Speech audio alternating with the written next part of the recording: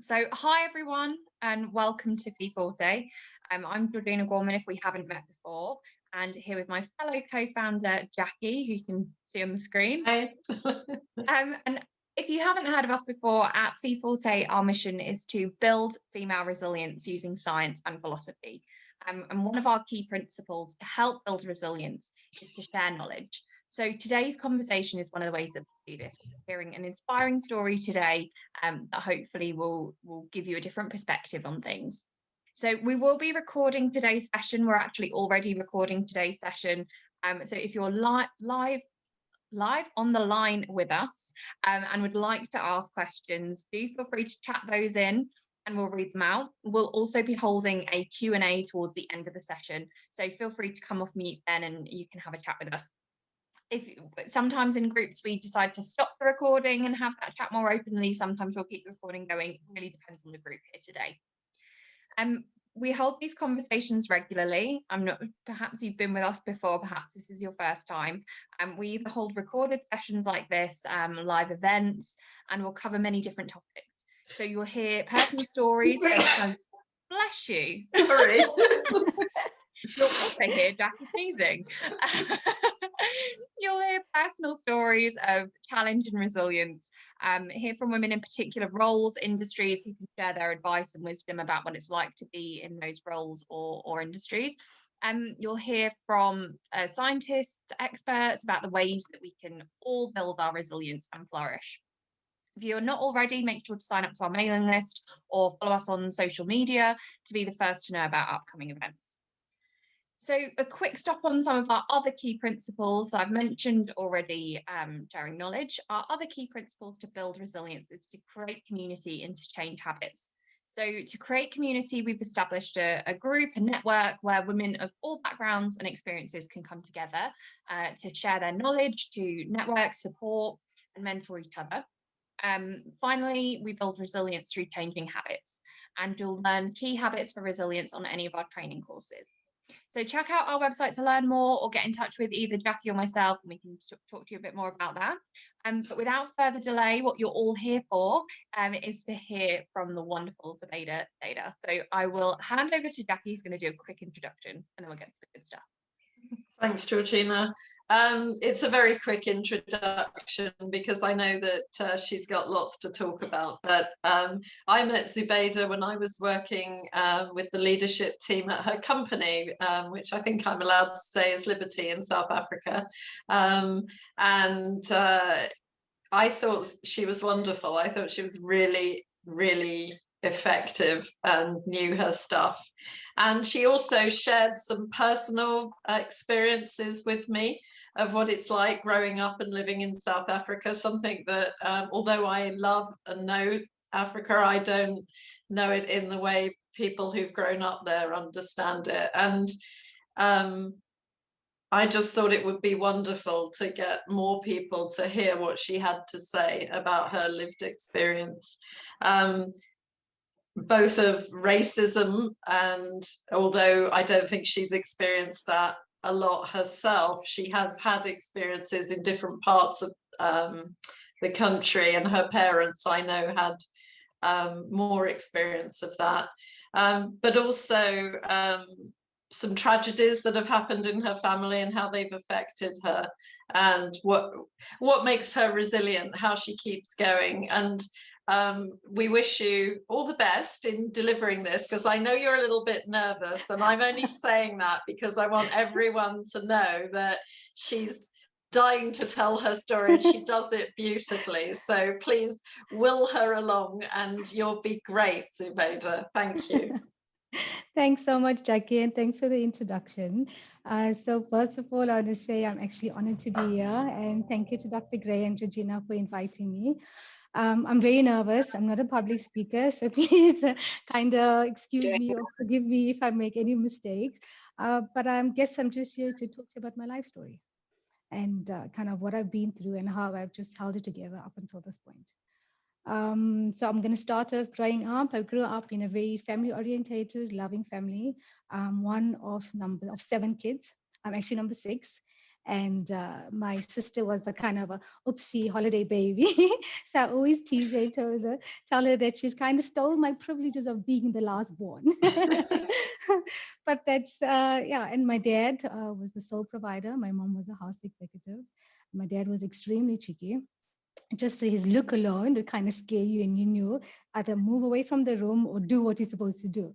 My mom was an angel, always loving, kind of taught us all our values, morals, and supported us in everything. I She started off school very, very young. I finished school when I was 16, so I've done matric when I was 16. I always wanted to become an attorney. So for me, my passion was law, and I got accepted to become a lawyer at Wits. And because I was adamant on doing criminal law, I think my parents were a bit kind of against it and were more worried about my safety more than anything else. And kind of, being a woman in South Africa and you becoming a criminal lawyer, they're worried about if I had to put somebody behind bars, what does it mean for me personally and my family? So they persuaded me to go into teaching. I did that for a year and it wasn't me. I loved it. I think it was, I liked the kids, I liked the atmosphere. But for me, that year, it was just post 94 and there was a lot of riots. I think we just had too many strikes, too many riots. There was not much going on in school itself and in varsity. And when I got home, I kind of read the news. And when I saw the teacher's starting salary, I was like, no, that's not for me. I'm not going to be studying for such a long time to get paid nothing. So I decided to give that. I skipped it. I left varsity. And then my brother and we did a kind of a quick course, a computer course, and I started working. So I started working in the department, in government. I was there on assignment for about a year. And then my contract came to an end. And one of the DDG at that time, he found the PA told him, the CEO's PA told him that my contract is ending. And doesn't he want to give me a chance to be his PA? Because she kind of seen my work. She knew what I was about. And I always went the extra mile. I just didn't do what I was asked to do. And without any PA experience, without anything, he signed me up, and that's how I started in the PA profession. As the years went by, I grew. I moved to different corporate companies. I had a 2-year philosophy because I am very scared of routine. The routine scares me. And I always say I will work probably maybe in the same organization, but for the maximum 2 years for a person. Um, in the years and I moved up and I became EA. I've kind of won many accolades as an EA. I was the finalist, well, one of the finalists in the Northern Province in the 90s. Recently, I was the semi-finalist for the PA of the Year for South Africa, and then I was a finalist for the PA of the Year for Africa. Wow. Uh, so, yeah, so in my career, I really, yeah, I kind of did well. Um, and actually, I was a PA for 24 years. About 5 years back, I did my degree. I never stopped studying. And I think that's one of the key things that I want to tell everybody is that it doesn't matter how old you are, you're never too old to learn. And whatever you learn throughout your life is going to help you somewhere in the other, in some career or even in your personal life. So I never stopped studying. I never stopped learning new things. I always try to keep myself ahead of everybody else. And then I did my degree, and I think 3 years later, I realized that I've kind of outgrew my position as an EA, and I needed to move forward. And that's when I got into become a project manager, applied for the job, and started as project manager. But I think also as an EA, it's a very undervalued um, profession. There's so much that we can offer, and there's so much that we do that people don't really see it, and they don't see the value that you add. You know, I absolutely loved it. I don't mind going back, but I think I've outgrown that side of my profession, and I'm loving what I'm doing now. On the personal front, I married my childhood, well, my high school crush. I had a crush on my husband. It was kind of one of those moments where there's this older guy and you have this crush on you and you know it's not going to happen. And you kind of have that bit of a hope and you think, nah, never mind, it's okay. And I always call it fate because at 17, because I finished school at 16. At 17, I was engaged, not, kind of arranged marriage. So I was engaged, and his mom took him on a samosa run. So samosa run is where you go visiting everybody. So the guy goes to all the different girls' house to try and find a suitable wife. And he was also almost engaged. And I think I broke it off and I told my mom, you know what, this is not for me. I can't marry somebody I don't know. And we ended up going to the same wedding, and that's where he proposed. And what I was thinking, I was like, yes, yes, yes, yes. And that was it. And yes, and then we got married 6 months later. 6 months later, although he was my high school crush, I knew nothing about him and nothing about his personal life. I didn't know who he was as a person. And we kind of grew to know one another. I think I went into the marriage without any expectations because we don't know each other and we needed to learn, about each other. So I accepted him for who he was and he had to accept me for who I am. Mm. And we moved down to, so I'm from Johannesburg. He was from Petersburg. And we moved on. I got married. I stayed there. I had the 10 most wonderful years in Petersburg. And, he always protected me from, doesn't matter who it was, whether it was his family, whether it was my family, whether it was his mom, whether it was anybody else. And I know I was never the doting daughter-in-law. I'm the only daughter-in-law, but I guess I was always made out to be the bad person. And I just kind of remember one incident. My son was 2 years old, and he had to go for a major operation. So I was just 22 when he was two. And at 9 months old, he picked up a ear infection at the school when he started kindergarten. And we went to a doctor in Petersburg to ask him to examine him because we saw his ears started oozing out and we couldn't understand, what was going on. And we took him to an ENT in Petersburg. And that was the first time when I ever felt racially discriminated. We went there and we seen this doctor. He was a white doctor and took him to have him checked up. And he refused to actually touch my son. And he saw his ears and he said, oh, your son is deaf. There's absolutely nothing I can do about it. So I clicked my fingers and he turned to the left. And then he says, no, that's impulse. And I clicked it on the other side and he turned. And I was completely upset. And I said, but you know what? You haven't touched my child. You refuse to examine him. How do you know that there's nothing that you can do about it? And he says, well, he's deaf. He's going to live like that. And obviously got her crying because it was the first time I've ever experienced something in Johannesburg. We never had that. And I found my brother down in Johannesburg and he put me in touch with a very good ENT on this side. And once a week, once a month, we had to come down for consultations to see him. And eventually at 2 years old, he had to have a massive op done. So a week before his operation, he told us that he's going to put him on antibiotics. And if the antibiotics don't work, he has to have an operation done. And it's quite a massive operation. It's called a mastoidectomy, where they kind of cut the back of the ear and go in and drain out all of the infection. So the one thing that happened was I remember clearly, and there's something that I won't forget, which till today it still affects me, but I think I've kind of got over it. Is that we phoned my parents and I told my mom, this is the story. We've done the antibiotics. It's not working. We don't have a choice. He has to go for an op.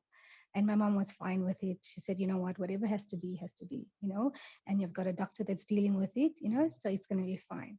And then we phoned my husband's mom. And I told her that this is the story, we have to come down to Joburg. And obviously she was closer to the doctor. So we were going to stay at her place. And she told me that I'm an unfit mother. And she said that I don't know how to look after my son. I'm to blame for him getting sick and for him having to have the operation done.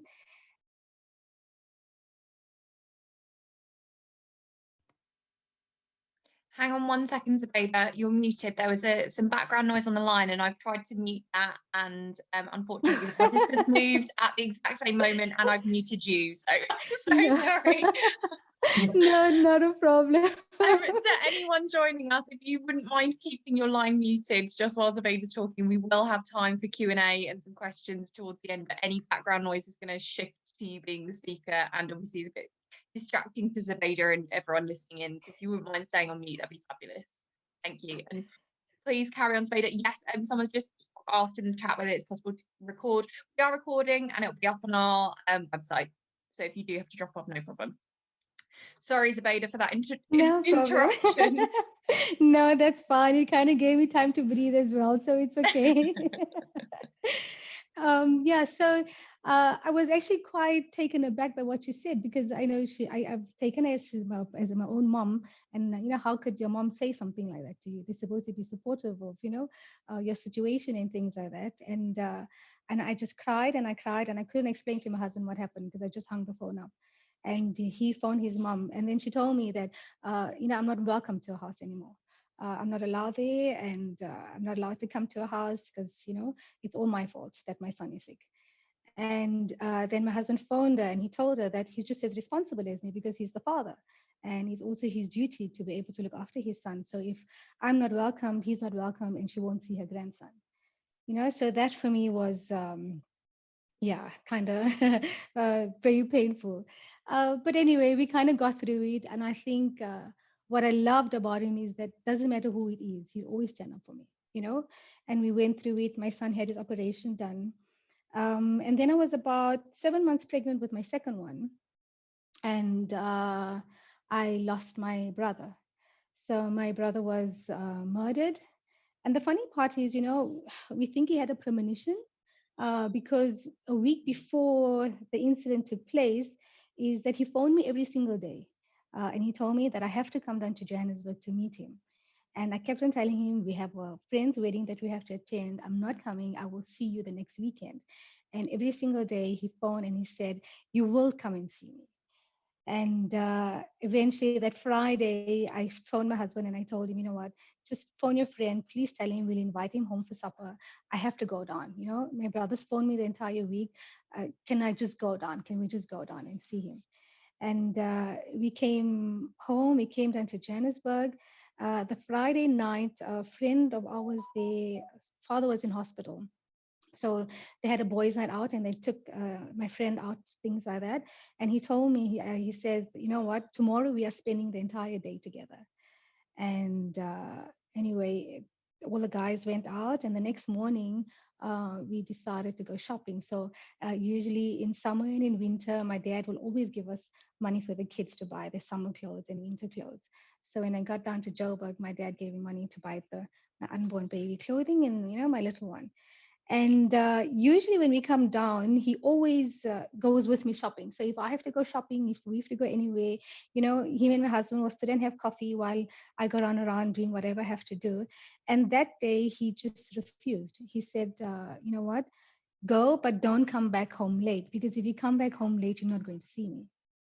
And, those words still stuck in my head, because we went and I promised him that I'm going to be back, and I promised him that we're going to spend time together. But we got delayed by my mother-in-law, and we ended up coming home very, very late. And when we got home, there was nobody at home. We couldn't figure out what was going on. And eventually we found out that my brother was in hospital. When we got to the hospital, we just saw lots of cars and lots of tow trucks. So I thought naturally, it wasn't an accident. And when I jumped out of the car, my dad ran out of the emergency room. And the first thing he said was, please don't go inside. Your mom has just calmed down. A friend is with her. Go home, start praying. Your brother was shot, and start phoning the family, because it doesn't look like he's going to make it. So, I still to this day, I feel that I should have spent more time with him. But I think that was just the way it was meant to be. That I came down, that he forced me to come down to Johannesburg. And I seen him and I spent time with him, even if it was just for a couple of hours. But I remember that before we could leave on that Saturday, I showed him a pen that I received as a gift. And he was so excited and he wanted it. And I told him, don't worry, I will bring you another one when I come back. And we drove off. And I made my husband turn the car around. And I said, you know what, can you just give this to him? And my husband said, you know what, you're coming back, you're going to see him. You'll give it to him when he comes back. And I said, so I jumped out of the car and I said, I will walk home and I will give him give him the pen. And he said, don't be ridiculous. I'll just take you home. And when I gave it to him, that's the last thing I remember because I just saw his smile and I saw how excited he was. And he said, I'm going to put this away from my business. And that's how I remember him. And yeah, and he passed away same time. I think within 3 hours, we got the news from the hospital that he passed away. And in South Africa, money talks. So they admitted to murdering my brother. They admitted to what they have done, but they had a 3-day trial, and at the inquest they were found guilty. But on sentencing, the judge obviously revoked his decision, and he said they were not guilty. So we knew that they were bought off. That actually the courts were bought off. But I think we got over it, and my mom never really got over it. I think we kind of learned to live with it, you accept it, but more that we know that God is not sleeping; He's watching, and justice will be served, and we believe that it will be served on this earth, and it will be served in the year after. So for me, that's kind of a peace of mind that whoever did this to my brother, I'm glad I don't know. I haven't met them. My brothers have met them. That their justice will be given one day. And so that was the first loss we had in the family. We stayed in Petersburg then for 10 years, and then we realized that we were alone. The kids were growing up. I had all 3 of my kids down on that side. And I think a year before we could move down to Johannesburg, my husband's granny passed away. And she was his everything. She practically raised him. She practically brought him up. And I think he just couldn't get over her loss. A year later, we moved on to Joburg, and I thought it was the best decision that I ever made because we're kind of closer to my mom, closer to my family, and the kids will grow up. They're not going to grow up alone. Within 2 months of moving to Joburg, my husband went into a depression. And it was quite scary because at that time, we didn't understand what depression was. In the Indian community, we don't talk about things like that. It's kind of very hush, hush, hush, and everything we always say there's a religious connotation to anything that happens, not realizing that there's just more to it. And I think he couldn't get over the loss of his granny, and he started sinking into a depression. His first anxiety attack he had the one morning, and I got up and I found him sitting. It was about 5 o'clock in the morning, and I found him sitting in the lounge. And he says, "Zubeida, I don't know what's happening to me. Can you just call the priest?" And my uncle is very, very well learned, very Islamic. So the first person I thought of was to call him and find out, what is going on. So the first thing that my uncle did, obviously he saw it from a religious point of view. And he says, you know what, God is punishing you for whatever you have done. And, so we're trying to figure out, but why would you say that God is punishing you? Because we don't understand, and we thought, okay, that is his punishment. There's something happening religiously. Maybe he's not religious enough. Maybe, something that he did wrong in his past that he's being punished for now. And so he became then, he started going down this religious background, but then he became super religious, where it actually started affecting our marriage. I found out that most of his day, most of his time he spent, if it wasn't in the mosque, if it wasn't praying at home, if it wasn't doing anything religious, he would find something to do religious wise. So I found myself becoming the mom and the dad and the caregiver and everything else all in one. So from having a fully what can I say, a husband, fully hands-on husband to have for 10 years, who helped me raise my kids, who did everything for me, to just dropping me and doing nothing. And I had to try and pick up the pieces.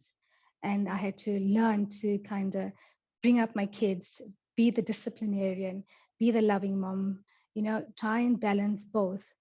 And thank God for my mom is that when I was working, I used to work in Santon, and I had to wake up at 5 in the morning to leave.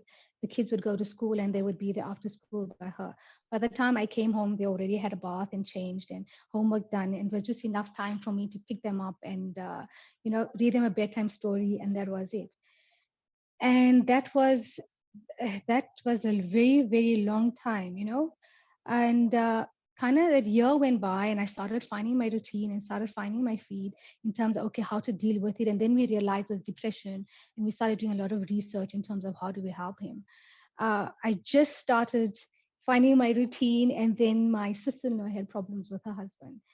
And eventually she moved in with me. We told her to move in. But then at that time, I didn't understand that she was also going through depression and she was bipolar. So it was trying to deal with the husband that's having depression and then trying to deal with her that was going through her own emotional state. And I think I kind of, for 6 months, it was very, very tough because it was raising mine two kids, it was raising her two kids. And I was doing it alone because she also wasn't a very involved mom because she was going through her own problems as well. So weekends, the kids used to come and stay with me. And as much as I love her and as much as, I wanted to help her, I needed to help myself as well. So I think before I found myself in hospital, I had a panic attack and I ended up being admitted to hospital. And the first thing the doctor asked me, who's troubling you at home? And I said, but there's nothing, and you don't want to say anything because you're too scared to say anything. But for me, it wasn't a trouble, I was fine dealing with whatever I was going through. And he says, for your own safety and for your own peace of mind and your own mental state, whatever is troubling you at home, get rid of it. And he says, I'm not saying get rid of it because you need to, because you want to, because you have to. And I came home very drowsy at 3 o'clock in that morning. And I had to make a decision for myself because obviously my husband couldn't make any decisions. And the next morning I had to ask her to leave. And he was very upset with me, for asking me why. Well, how can I do that? And obviously he couldn't understand why I did that. And I told her that I needed, I'm just dealing with your brother and I cannot now, it's just too much. So I had to ask her to leave. And okay, yeah. And then we kind of went through that year. And the one day I got home and I found my husband laying in the bathroom. And he was completely dehydrated, completely couldn't move. And to find out that he was bleeding internally and we couldn't understand why. And for a week before that, I know that he was suffering and he was in pain. And men are stubborn. You tell them to go to the doctor, they don't listen. They take a Panado and think a Panado fixes everything. And I got home from work and I found him hanging in the bathroom. And I had to rush him, I had to carry him down the stairs. And we lived in a flat at that time. And rushed him to the doctor to find out that he actually has colitis. So I think with the stress and with the depression that he was going through, he picked up colitis. And the doctor said that he's got a 50-50 chance of surviving. And so he had to make a decision there and then. Is he going to help himself mentally to come right, or is he going to kill himself? Because his depression would have caused his death. And that's where the point we were. He stayed in hospital for about 10 days and eventually, he then made the decision that he's going to stop becoming overly obsessive with religion, because his over obsessiveness with religion is what caused him, to end up with colitis and end up just going into a deeper depression. And he said that, what, for his health, he's just going to stop anything religious for a while until he puts himself back, back together. And then we thought everything was fine. And 2 years later, we bought a place and things were settling. And I thought my marriage was settling. And, we're kind of dealing. And I knew, okay, this was my burden to carry. And I always say that, God will never burden a soul with much more they can handle. And that was my burden to handle. And I'm like, okay, it's finally lifting. We're finding a home. We bought a place to stay. And I thought a new environment will change things. So we bought a place and we started up our lives and it was all fine and well. And he slipped into another depression. And this time it wasn't because he lost his granny, because he couldn't find his father. So his dad left him when he was about 10, I think. His mom and his dad kind of split ways. They divorced. And then he became overly obsessive trying to find his father. And, we just never knew. His mom didn't know where he was. We didn't know where he was. And he started now going into this motion of having to try and find his father. And it became a whole new depression altogether, a whole new phase, a whole new obsession on trying to find his father. So, in order to help him, I actually got a private investigator. We went through the entire process of trying to find him. We couldn't, and then we managed to trace him back to Durban, where we found out he actually got remarried. We found the woman that he remarried, and she said she hasn't seen him in 10 years. And when we got back down to Joburg, she told her son about it, that, we came down and we were looking for his father. And her son actually got hold of my husband and he started exploiting him for money. So he told my husband that, you know what, I know where your father is. He's in jail. He's been committed for credit card fraud. And the only way to get him out is he knows somebody in the jail cell in Durban, and we've got to now, pay to get him out. So because he was so obsessed with trying to find his father, he thought he needed to save his father from doesn't matter what, because he just wants his father with him, and not realizing that actually he was being, you know, um, taken advantage of. And I tried to explain to him and I tried to tell him, but where's your money going? Because every week he's paying and he didn't tell me about it. He just says, no, I'm getting my father out. I'm getting my father out. And then I think about a month later, I realized that I'm no longer speaking to an adult. I'm speaking to a child who's trying so hard to find a parent. So how am I going to explain to him that he's been taken advantage of, he's been exploited? Because that never crossed his mind. In his mind, he's a 10-year-old child looking for his father, and all he wanted was his father. So eventually, I made him take me to the police station in Johannesburg and explain to the officer exactly what was happening, because there's no other way for me to prove it to him. And we got the guy's badge number and things like, and the guy said, it's a fraud. He says that that badge number doesn't exist. It belongs to somebody else. And your father is not even registered in any of the cells in South Africa. And I think that's how he realized that, he was being scammed.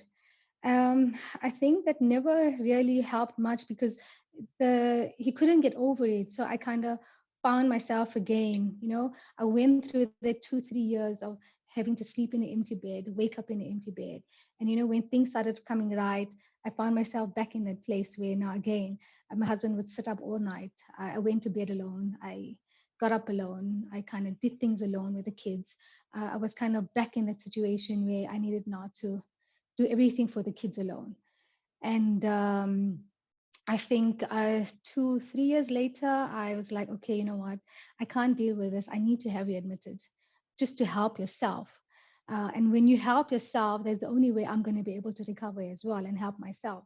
So he agreed to have to being admitted in a hospital where everybody, with people with depression, go to, and just to try and get some therapy and some help, and try and find out the root cause of what's causing it and how can he prevent himself from slipping into another depression. I remember at the time it was during our fasting month, so it was quite difficult. I had to kind of get up early in the morning, see to the kids, rush home, cook, and then rush to see him at the hospital. And the one day I got to him and he says, I've made up my mind. I know what I'm going to do. And I said, I'm happy, I'm glad you found some sort of solution. He says, but what my decision is doesn't involve you. And I was taken aback and I was trying to figure out, what are you trying to say? So he says, no, I know what I'm going to do. You're very self-sufficient. You're a very independent person. You will be able to look after yourself. And I know you'll raise my kids. And then I asked him, but who's your therapist? What type of advice are you getting?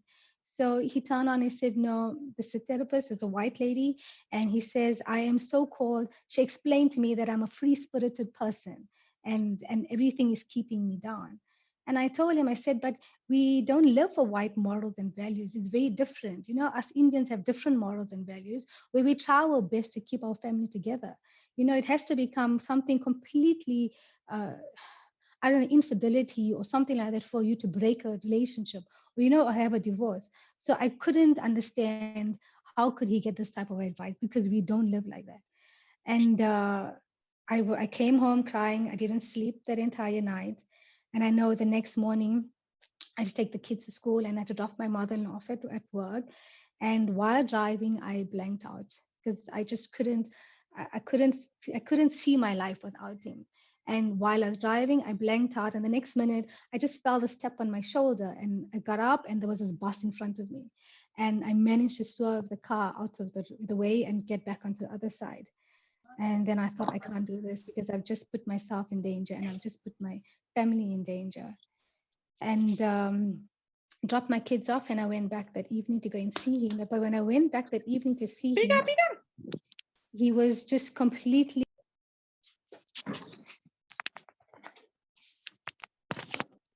Okay, I've unmuted myself. Thank you, Zubeida. I'm just no gonna... problem. No, that's fine. The background noise is gone. Okay. Thanks, Zubeida. So I went back the next day to see him to try and find out more about what his therapist had to say and why would she say something like that. But that day he refused to see me. And when I went, he stayed there for 5 minutes. He was gone completely yellow. His fingers had turned yellow. His eyes had turned yellow. And I got extremely worried. And I asked him, what are you taking?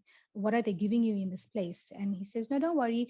Tomorrow they're admitting me into the hospital around the corner to find out, why do I look anemic?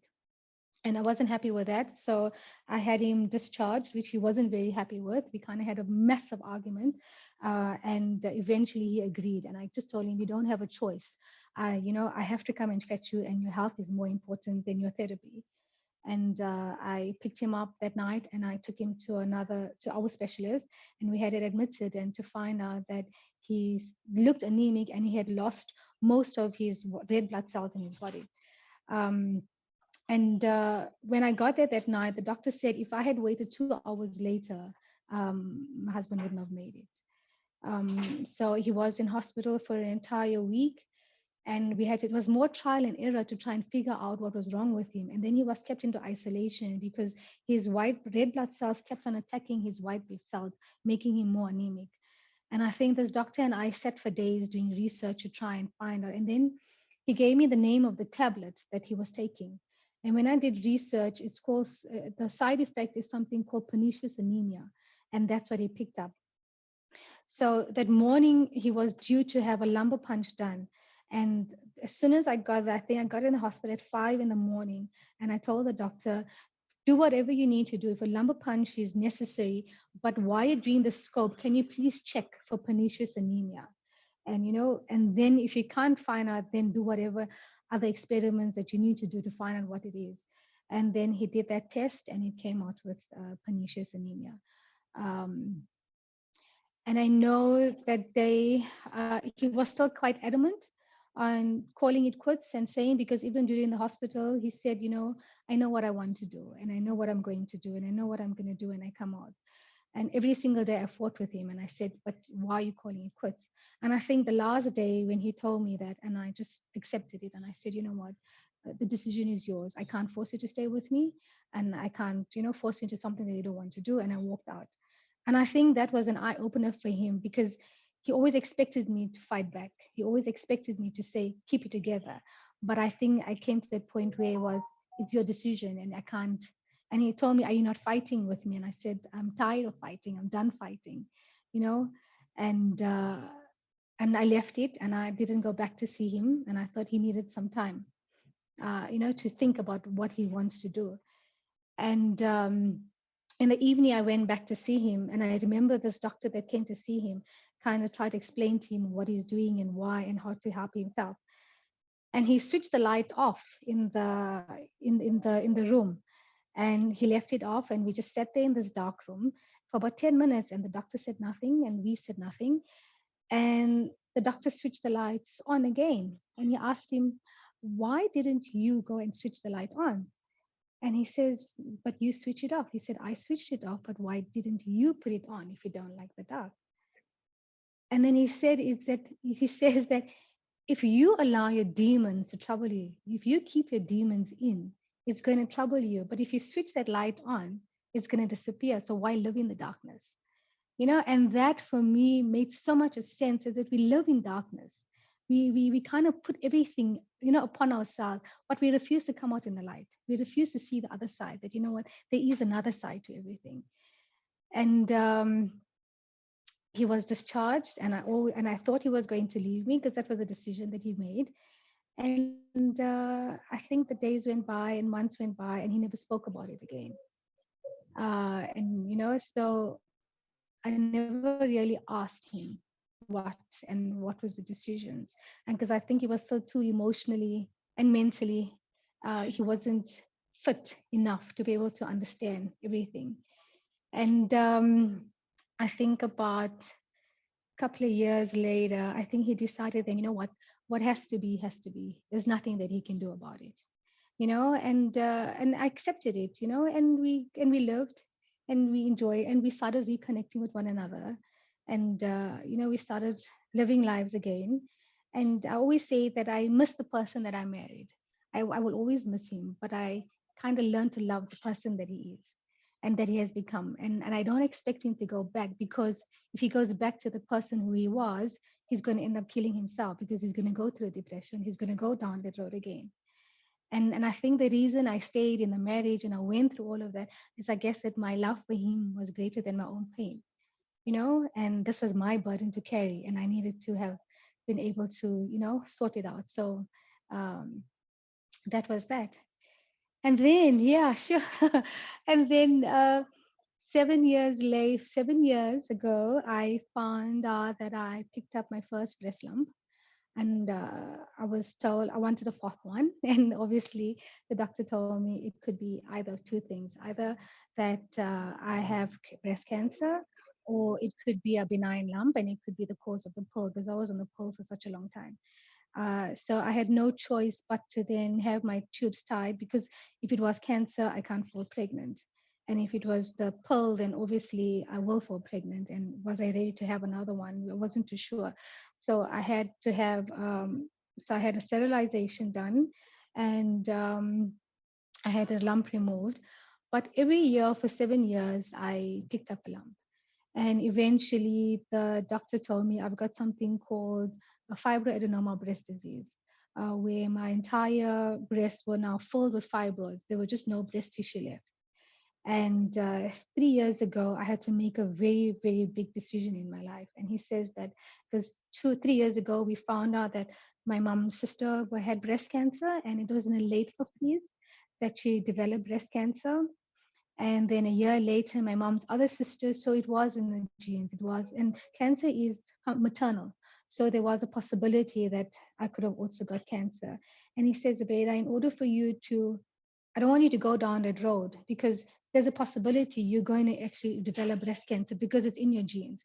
He says, I'd rather advise you to have a mastectomy, which is a prophylactic mastectomy, than having you to go through chemo and losing your breast altogether.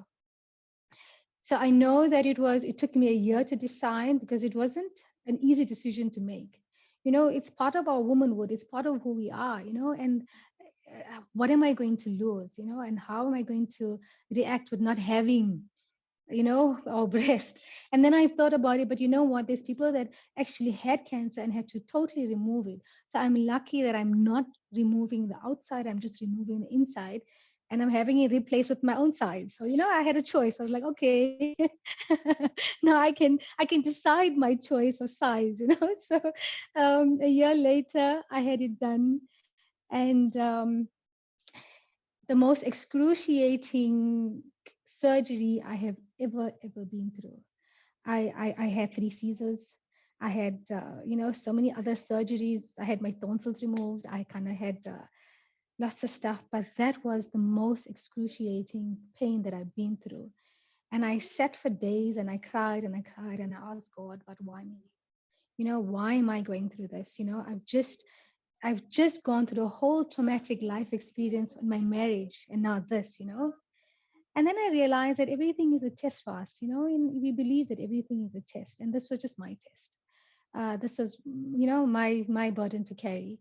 And, uh, and that made me become stronger. That made me become a stronger person. And I think your pain, and for me, my pain was more, emotional, more psychological, more the way I thought of it. And I think once I mentally fixed myself to say, you got this, you're going to be this, you're going to be fine, I started getting stronger. I started feeling better. I started motivating myself to be able to become a stronger person. And that's how I dealt with it.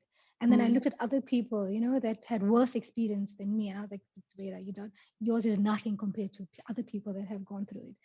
Um, and that was, yeah, and that was my experience in terms of what I've been through with the mastectomy. And then 2 years ago, I lost my mom. That was very sudden. She was perfectly healthy, although she was on dialysis, but she was perfectly healthy, uh, and it was a day after Eid, which is a massive celebration that we had after Ramadan. And to this day, I regret not spending time with her, because usually, on Eid's morning, we go to my mom's place, we have lunch with her, and then in the evening, we go to my husband's place and we have lunch with dinner with his mom. And for some reason, that year we went to my mother-in-law's place, and my mom kept on phoning me and asking me, "Are you coming?" And I said, "Mommy, we're going to see you in the evening, because this year we promised we're going to Isak's mom." And I got home in the evening. I seen her for about literally 5 minutes, and she never said much to me. She didn't even look at me. She didn't even talk to me. She kind of looked past me. So I know we're sitting in the kitchen, and she lit a cigarette, and she sat on her chair, and she just looked completely past me and looked at the oven behind me. And after 5 minutes, I said, "Mom, you know what? I think you're tired. Let me put you in the bed." And she said, "I am." And for me, I was strange, because my mom never says she's tired. She never says, it's time for you to go. She would wait for us until the last minute, and she would actually greet us, and she'd take us to the door, and she'd walk us out. And she said, "Yes, I'm tired." And I put her into bed, and that was it. And I kissed her on her forehead, and I said, "Mom, I love you." And she says, "I love you too." But she still refused to look at me. And the next morning, I got a phone call from my dad, saying that, "Please rush home. Your mom has collapsed." And I didn't even get to the office. I think I was just almost in the parking, and then I turned around. And at first he told me, he says, "You know what? I think your mom is gone." And when I started screaming in the car, he said, "No, no, no, no. Your mom is not gone. She just collapsed. Can you just pick up sister up and bring her home?" And then I got the kids, and my daughter was writing her prelims at that time, so I couldn't tell her anything. And so I picked up my sister and my husband, and apparently on our family group, the announcement was already made that my mom had passed away, but we didn't see it because I had my phone in my bag, and my brother-in-law saw the message, but he took my sister's phone away. So when we got home, a friend of my brother's, as we walked in, the first thing he told me is, "I'm so sorry for your loss." And I was like, "But what are you talking about?" Because my dad said my mommy collapsed. So what are you talking about? And before we could rush into the room, my sister-in-law came in and said, "You know what? When you go in the room, Daddy said, don't scream. Please don't cry."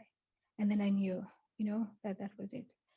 And we got in the room, and obviously my mom had already, passed away. And it was difficult trying to get through it. But I think religiously we know that every soul shall taste death, and we belong to Almighty, and to Him we shall return, and that she is in a better place, and that one day I will meet her again. I know my dad went through a very traumatic experience after that, and he just couldn't handle the loss of my mom. 5 months later, he decided to remarry, which we weren't very happy with it, but we supported him. I think he didn't want to stay with us, and we couldn't stay with him because we all had our own homes, and he wanted to be at home. So he asked us to find him a wife, and we kind of delayed it, but eventually somebody in the family found him somebody, and he got married.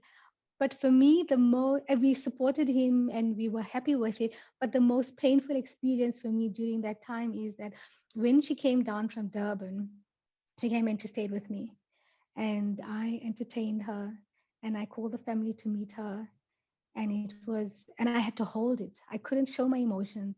I couldn't show that I was upset. Not that I was upset, but I just couldn't show that there's somebody replacing my mom. How can that be? Mm. And my daughter put mehendi for her, which is henna. And my daughter just kept her tears in, and she says, "But mommy, this is what I do with my granny." And the next morning we got up, and got her dressed, and my daughter put her makeup on for her, and I had to tie her scarf. So we put a headscarf around, and I completely choked because those are the things I did with my mom. It was when we went anyway, when we went on functions, it was my responsibility to tie a scarf for her. And yeah, I'm tying it for my dad's new wife, and it was heartbreaking. It was painful. But I still had to keep it in. I still had to keep it together because I had to be happy for her. I couldn't, show her that be unhappy because I didn't want her to make her miserable. And then I had to take her to drive her. I drove her in my car. My husband went with his car, and I drove her in my car. And when we got to my dad's place, I saw my aunt, my mom's sister, decided to attend the wedding, and I think that's when I just I broke down. I just Oh, bless you. couldn't. Yeah, I couldn't. It was just too emotional, and then I broke down. Mm. My dad was happy. I think he wasn't happy. He was content that he had someone to look after him, someone to make his lunch when he went to school, someone to work, someone to look after him when he went to work and things like that. But then 5 months later, I lost my dad. So within a space of 9 months apart, I lost my mom. And then 5 months after my dad was married, he ended up in hospital, and he just couldn't. I think his infection levels in his body was too high because he refused to go on dialysis. He said that if he needs to die, that's it, because the dialysis for him was too painful. And he was recovering. He was there for over 2 weeks. I know that we was recovering because we used to go and see him, but he still couldn't talk. His speech wasn't all there, so he would mumble, but we would understand him. And I remember my last moments was with him. It was that I went and I took him. He wanted mash and gravy from KFC, and I took it. And we had turns as siblings to go and visit him. It was my turn that Sunday to go and see him, and he totally refused to eat. But he sat and he held my hand, between his hands, and I played for him all his favorite songs, and he just mumbled to it. And for an hour, that's all I did with my dad, was sitting and playing his music and, holding his hand. And we thought he was getting better because the Saturday he was supposed to be discharged. And then before we knew it, we got a message in the group that, uh, dad is had multiple brain seizures, and they have resuscitated him twice. And by the third time, the doctor said he can't resuscitate him for the third time. And then we all were called in to the hospital. And the funny thing is that Wednesday was locked down, and then we couldn't see him, and was just, all in a mess. And then the doctor said, called us in immediately, and he said, you know what, you need to come to the hospital now. And thankfully, I didn't wait for my sisters because we were trying to figure out how do we go, because the hospital only allows a certain amount of people. But my husband took me, and as I got there, I saw my dad and all these machines and, everything plugged in. And I held his hand and I said, Daddy, but I said, I'm here. If you can hear me, just squeeze my hand. And he squeezed my hand. Mm. And I said, Daddy, but it's my birthday today. You didn't call me. I didn't get that phone call because every year he would phone me. I said, I didn't get that phone call. You didn't wish me. Can you just wish me? And he squeezed my hand. Mm. Seconds later, that was it. His heart stopped. That machine went all crazy, and that was the last kind of moments I had with him. And I always think, it haunts me because if I go to hospital, I can't handle that tone on that machine, those heart machines. And sometimes I wonder whether it was the right thing. Did I have to see my dad in that state? Because that's the last thing I remember. But then Mm. I think at least I had the closure with him, because it was my birthday, and I had that closure. He held my hand, and he said his goodbyes, and for me that was his way of saying goodbye. And my husband always says, Zubeida, your father waited for you, because by Yeah, the time my sisters came, he was already gone. So, and he said, your father waited for you to come. it sounds And like it, Zubeida. It sounds like, the fact that he squeezed your hand is he knew you were there, and I believe people do. I've yes, also lost both my parents and a brother, and it's you can judge yourself for all sorts of things that you could have done, might have done, and it is traumatic remembering those endings. It's terrible, but I think you've shown amazing resilience.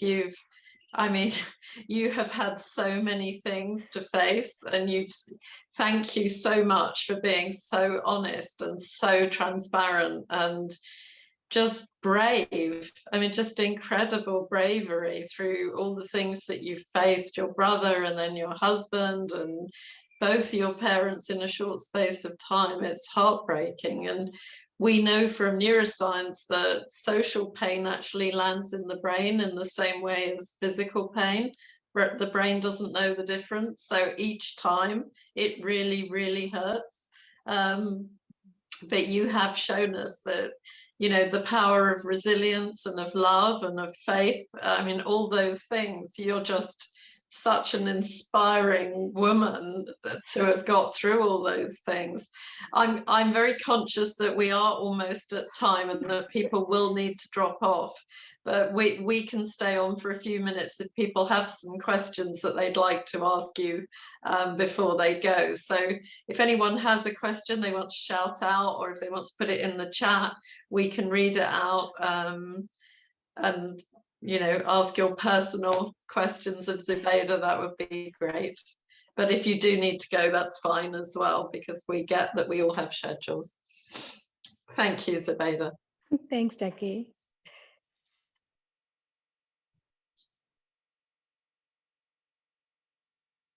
Everyone's shy. I think maybe while everybody's trying to figure out, or maybe they don't want to ask a question, I kind of live by one saying that I read. And, you know, it says, don't let the world change your smile, but let your smile change the world. Oh, That's lovely. So yeah. So, yeah. Yeah. How old are your children now? Because they were, you know, you were pregnant when you lost your brother, which must have been extra difficult. How old are they now, and how are they doing? So my eldest is 23, my daughter's 20, and Oh, my wow. baby's 17. So Okay. yeah, so my kids are quite big. So now I'm just kind of giving away my age, right? Well, you don't look old. Shamima, you have your hands up. What did you want to ask us? Ask Zubeida. You're on mute at the moment. Hi. Hello, can you hear me? Yeah, Yes. can hear you, Shana. Go ahead with your question. Not a question, just a comment. Just to say, Zubeida,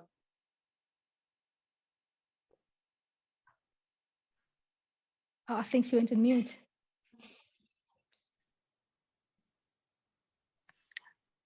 I don't have a comment, but I just want to say thank you to Zubeida for sharing the story. And it looks like you've been through a lot, but if I look at how you operate within business, it's really admirable how you have held yourself together for so long and how you progress through life.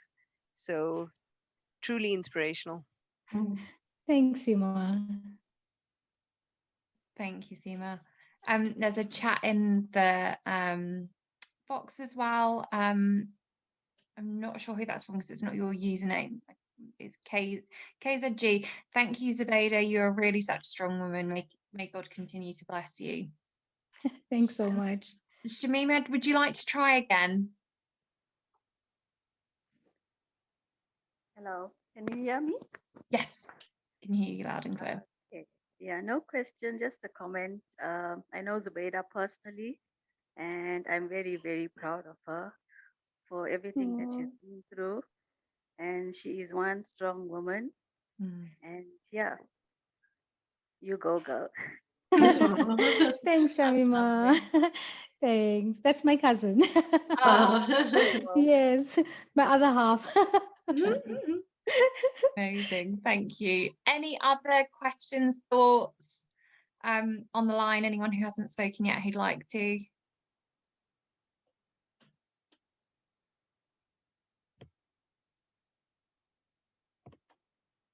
Oh, there's a lovely chat from Janet. Thank you for sharing your stories, Zubeida. So inspirational and uplifting. Keep smiling. Oh, thanks so much. Thank you all so much. So we will continue to stay on the line for a couple of minutes afterwards, but we have hit past, so we will let you all go. As I say, feel free to stay on if you'd like. But Jackie and I would just like to take the opportunity to thank you so much, Zubeida, for sharing your story with us. I think we could have spent so much longer than an hour together, because there is so many facets of your story that are you know, so interesting, and you have been through so much, and to show your resilience throughout, I think, is incredibly inspirational for all of us. I think we can all take away that story of helping the world to smile rather than letting the world change our smile. So hopefully that gives everyone some inspiration. Thanks, Georgina, and you're welcome. Thanks so much. Thanks so much to everyone who joined us live. We will stay on if you have any questions. Feel free to stick around. If not, we hope to see you again in the future. We'd love to see you on a similar event soon. Hope you all take care, and feel free to reach out to us if you do have any questions. Thanks so much, everyone. Thanks, Zubeida and Jackie. Thank you very much. Bye.